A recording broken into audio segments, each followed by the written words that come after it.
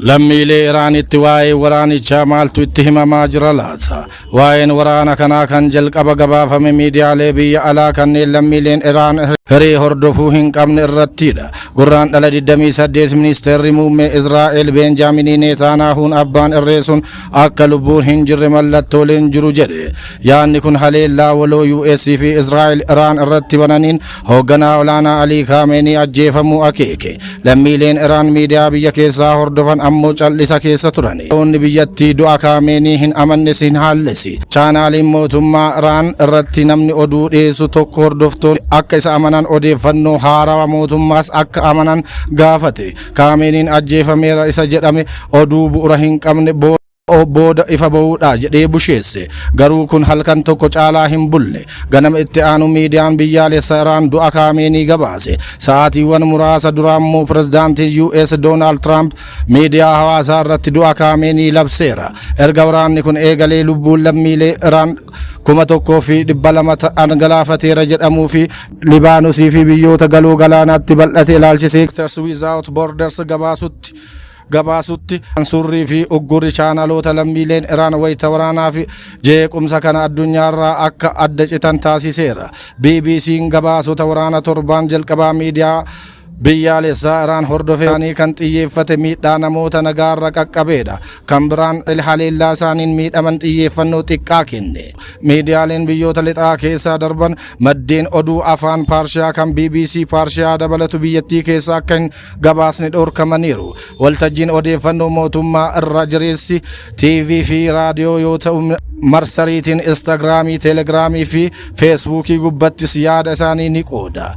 Iraan keessa taa'anii waltajjiiwwan miidiyaa hawaasaa kanneen fayyadamuuf ammoo VPN qabaachuun dirqama. Miidiyaaleen mootummaa kunniin karaa uummatni itti odeeffannoo biyya keessaa argatudha.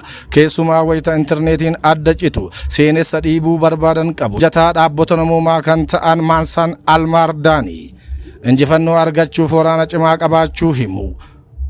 Miidiyaaleen mootummaa Iraan hedduun humnootni Iraan loltoota Ameerikaa dhibbaan laakkaman ajjeesuu yookiin madeessuu gabaasaniiru. Kunis lakkoofsa miidhamtoota diinaa qaalessuudha. Bittootessa 3 maddi oduu Tasniim kan eegdota warraaqsa Iraan waliin hariiroo qabu guyyoota lamaan 650 ajjeefamaniiru jedheera. Kan inni wabeeffate dubbi himaa IRGCdha. Oduu kana miidiyaaleen biyyoota akka Hind, Turkii fi Naajeeriyaa wabeeffachuun gabaasaniiru. Yeroo kanatti Peentaagoon loltoonni US 6 ajjeefamuu mirkaneesseera. Bittootessa 13 ammoo giddugalli ajaja waraana biyyattii loltoonni dabalataa 7 ajjeefamuu mirkaneesseera. Teknooloojiin haaromni miidiyaan mootummaa propagaandaa akka geggeessu gargaara.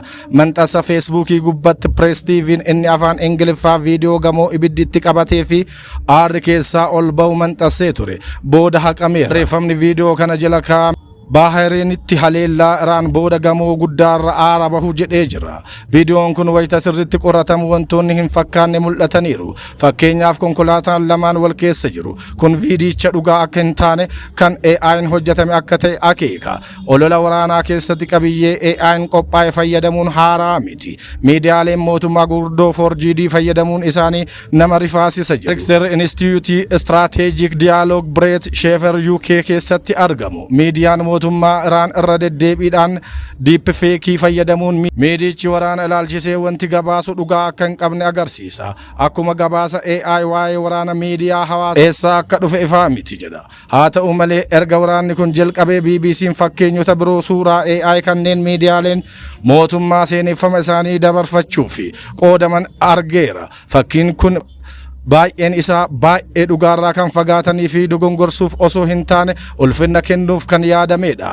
White House fi pirezidaantiin Ameerikaa Donald Trumpis suuraawwan yookiin viidiyoo ulfinna kennuuf yaadaman AI'n uumaman ulfinna kennan yeroo hundaa qooduun muummicha ministeeraa Israa'el Benjaamin Netanyahuun dhiyeenya kana suuraa AI'n uumame kan ofii isaanii Trumpii fi muummee ministeeraa yeroo waraanaa Winston Churchill haala injifannoo agarsiisan Instagram irratti qoodaniiru.